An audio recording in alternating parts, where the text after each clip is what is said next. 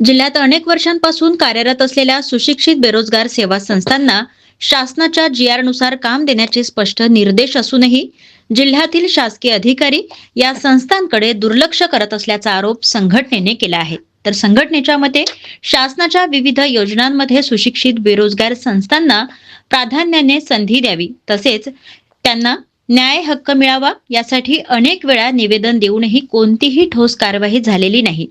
याच निषेधार्थ आणि आपल्या मागण्यांसाठी आवाज बुलंद करण्यासाठी सुशिक्षित बेरोजगार सेवा संघाचे पदाधिकारी व सदस्य भंडाऱ्यातून हिवाळी अधिवेशनाकडे मोर्चा घेऊन जात आहेत. शिक्षित बेरोजगारांवर सातत्याने अन्याय होत आहे. त्या अन्यायाला वाचा फोडण्यासाठी या अधिवेशनामध्ये आम्ही एक मोर्चा घेऊन जातो. सुशिक्षित बेरोजगारांना याचे कर्मचारी ज्या डिपार्टमेंटनं काम द्यायला पाहिजे 10 लाखाच्या आतमधलं त्या काम देत नाही आहेत आणि शासनाच्या GRचं उल्लंघन करत आहे.